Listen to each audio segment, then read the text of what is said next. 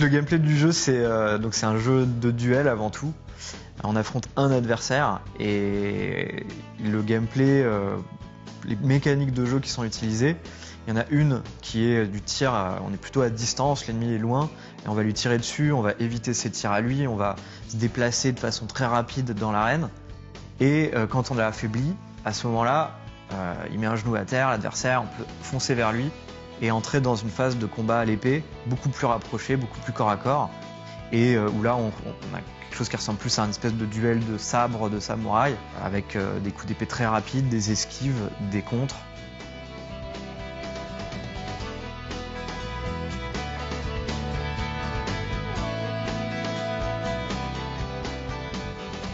On est en train de chercher la recette, on est en train de chercher les bonnes doses de chaque ingrédient. Maintenant, c'est vraiment pur arcade.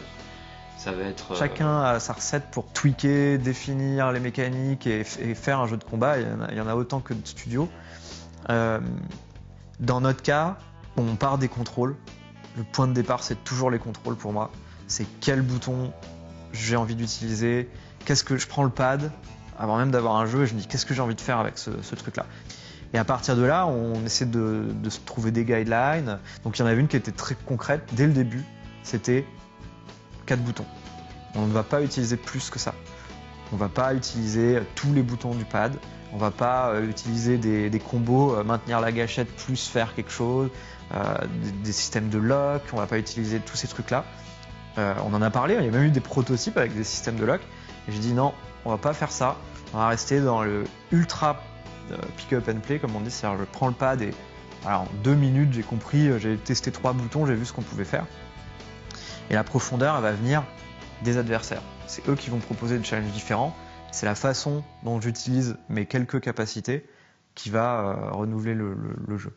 Ah, parce qu'il y a une situation où tu as un laser qui balayerait la map genre de façon linéaire. Donc le mec il soit comme ça, il court et il balaye l'arène comme ça, tu vois. Ouais. Du coup c'est mort. Ouais, pour toi. Ouais. J'y pense. T'es où? Je suis là. On aura aussi des émetteurs qui pourront se faire des translations. Ouais. Genre une tourelle qui ferait une translation et qui tirait du coup, qui balayerait la zone. Ça revient même. Ouais, c'est ça. Ouais. C'est juste pour ça. Mais ce serait translation fixe, horizontale Ouais, horizontale. Enfin, pour l'instant, on a fait que horizontale ou circulaire. Enfin, genre, tu sais, soit le mec, quand il shoot un laser, il est fixe. Ouais. Soit il rotationne. Soit il tourne par exemple, soit il fait une ligne droite. Pour l'instant, on a que ça. Est-ce qu'il peut tourner en courant par exemple? Donc voilà, donc ça c'est une overview. On a en gros les mouvements que vont faire le boss, donc ça c'est in-game. On voit en fait le mouvement le mouvement des bras avec les tirs effectués. Et j'ai pris des screenshots de tous ces patterns que j'ai fait. Du coup après on va pouvoir en sélectionner quelques-unes, les remodifier et les intégrer in-game. De toute façon, le but c'est de les intégrer, de les tester et ensuite de les modifier parce que en visuel là, juste ça peut être tout et n'importe quoi, ça peut être chouette comme ça peut être pourri. Soit il démarre son anime et il shoot comme ça, soit il démarre son anime et si toi t'es en train de straffer, pendant qu'il fait son anime, il va continuer de te targeter. D'accord, ouais. Ce qui va complètement fucker ta pattern, mais en même temps, ça te tirer dans la. En gros, par exemple, pour celle-là, je me dis. C'est cool si il te suit un minimum. Ça va être vachement dilaté du coup. C'est pas grave, ça te fait bouger parce que si tu bouges pas, il te touche. Ouais. Parce que sinon, honnêtement, t'es ici et tu crains rien, ça te pattern. C'est un jeu qui est très mobile. On va vouloir que le joueur se déplace. Comment je force le joueur? Je lui donne l'intérêt de se déplacer. Des fois, je vais lui tirer dessus, mais rapidement. Donc là, il va falloir qu'il esquive à droite à gauche. Des fois, je vais lui faire un balayage comme ça. Et donc, on essaie d'avoir toutes ces variations pour qu'il y ait une ou plusieurs bonnes réponses à chaque challenge. Et donc là, il y a une espèce de... là, c'est la grosse cuisine. Là, on a les ingrédients devant nous. On va faire les courses, on en rajoute, on mélange, on goûte. Ah, ça, c'est pas terrible. Ah, ça, c'est bon. Et on recommence ça pendant toute la période de la pré-production. C'est comme ça qu'on appelle ça. C'est période de prototypage, de test. On définit, on fait les features, les fonctionnalités qui vont nous permettre à construire le jeu.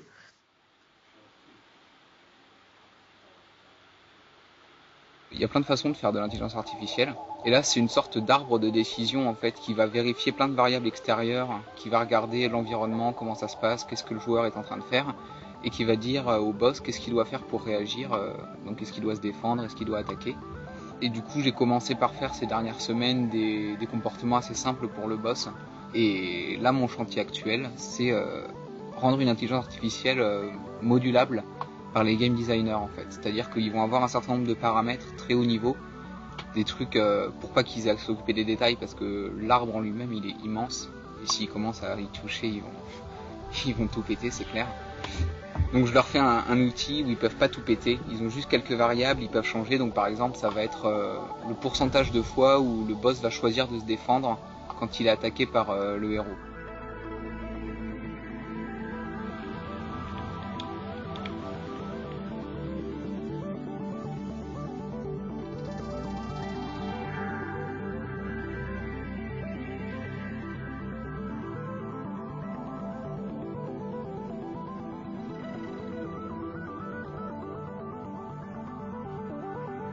Pour moi, le boss fight, c'est cette espèce de challenge qui est supérieur aux autres, qui est ce moment, c'est l'examen, quoi. Est-ce que tu es capable de me battre? Parce que moi, a priori, je suis plus fort que toi. Et là, il y a ce boss, ce challenge en face de nous. Et on galère, c'est ça qui est bon. On galère, on recommence, on perd, on réfléchit, on change un peu notre façon de jouer. Et là, tout d'un coup, il y a une ampoule au-dessus de notre tête. Ah mais oui, c'est comme ça qu'il faut faire, il faut éviter le pattern comme ça. À ce moment-là, il vaut mieux pas l'attaquer. À ce moment-là, il est faible, il est vulnérable, je peux l'attaquer.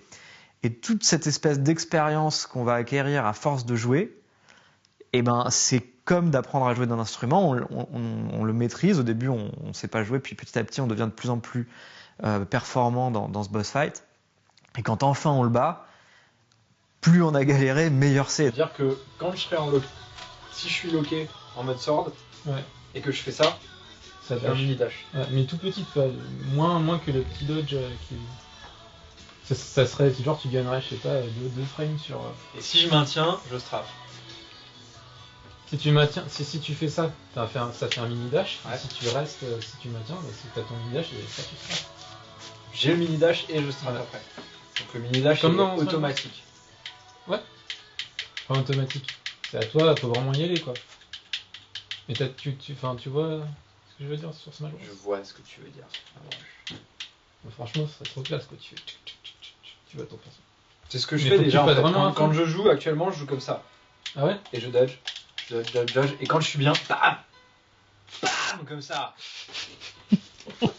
Bah, tous les jeux de boss fight japonais avec des personnages, pas les jeux forcément qui ont des boss fights gigantesques avec des démons de 4 mètres de haut et ce genre de choses, mais plutôt les jeux genre comme Metal Gear Solid où le chara design est ultra important, ultra léché et qui te marque pour toujours. No More Heroes avait un excellent chara design et des boss fights. Le gameplay était loin d'être excellent, mais le simple fait d'aller affronter un personnage qui allait être unique, ça c'était pour moi une des choses qu'on voulait reproduire dans Fury.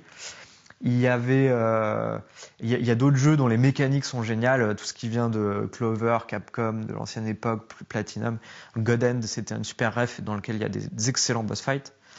Et sinon, une ref qui ne saute pas aux yeux a priori, mais qui a été très très importante dans la philosophie du gameplay, c'est les jeux de Punch-Out. Donc Super Punch-Out, toutes les séries de Punch-Out, qui sont basées sur des mécaniques ultra simples, avec, grosso modo, c'est un boss fight. Hein. Le bonhomme, c'est un boxeur en face de toi, il est ultra chara-designé, complètement différents les uns des autres. Par contre, ils vont utiliser cette mécanique ultra simple de attention, là il y a un signe ultra fort, ça va être différent, mais bon, ça peut être je lève le poing, je cligne d'un œil, je secoue mes cheveux. Là, le joueur doit réagir, soit il bloque, soit il esquive. Et derrière, il y a une fenêtre d'opportunité pour punir. Et donc cette mécanique-là, qui n'est pas nécessairement utilisée dans tous les beat'em up, il y a beaucoup de jeux où on récompense j'attaque en premier. Dans Fury, c'est plutôt je contrôle, je protège ou j'esquive. Là, j'ai une vulnérabilité du boss et je viens punir.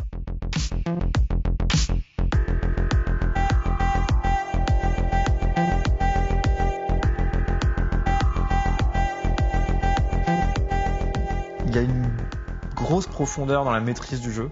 On a fait jouer des joueurs qui sont des joueurs normaux mais relativement bons. On l'a fait jouer par beaucoup de gens. Et il y a une vraie différence, une vraie learning curve entre la première fois où on prend le pad, on affronte le premier boss, on se fait rétamer, on finit par le passer, ça va prendre 40 minutes, 50 minutes, 1 heure. Et des joueurs qui ont extrêmement pratiqué le jeu comme moi ou comme Benjamin, notre designer du combat, qui est très très performant, et qui vont arriver à finir le boss en 4 minutes. Mais finir le boss en 4 minutes, c'est une espèce de virtuosité. Et je pense que les joueurs acharnés vont prendre énormément de plaisir à passer de j'ai mis 10 heures à finir le jeu à je le finis en moins d'1 heure. Et quand regardez moi jouer, et vous allez avoir la mâchoire par terre.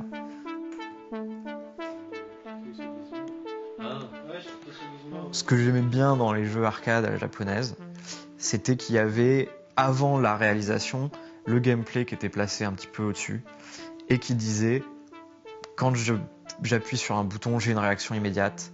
Quand j'ai besoin d'un input particulier, le personnage, s'il faut lui accélérer son anime, on va lui accélérer son anime. C'est pas grave si c'est pas réaliste. Et tout ça, c'était vraiment... c'est un ressenti dans les contrôles, c'est un ressenti dans le gameplay. On se préoccupe beaucoup plus de travailler sur cette histoire de challenge, reward, que de le côté réaliste. Donc l'univers du jeu est pas réaliste. Les animations sont travaillées de façon à être vraiment punchy, à être dans ce côté très... justement animation traditionnelle un peu japonaise où on va avoir une dizaine de frames avec le coup qui est armé et ensuite le déclenchement qui va prendre quasiment un téléport en une frame pour avoir cette espèce d'explosivité qui donne toute la puissance au personnage. Ça tombe bien, notre animateur Chris, c'est un grand fan de Street Fighter et ils ont cette espèce de punch dans leurs animes qui donne toute la qualité au jeu, je trouve. Et donc nous, on avait ça en tête, en directive aussi, de faire un jeu dont le gameplay est maître, l'animation est punchy, les contrôles répondent bien, avec un framerate élevé et du skill avant tout.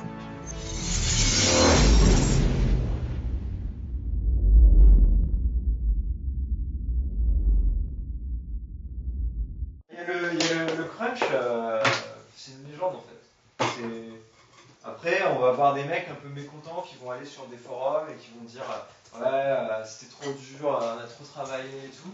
Mais la réalité, c'est que moi j'ai envie qu'on aille boire une bière et eux ils sont en train de travailler. Non, mais il y en a deux qui écoutent même pas. Quoi. Ils s'en foutent en fait. Ils ont l'habitude que tu blabères comme ça, ils sont là. Ça doit être normal. Ça doit être une brique.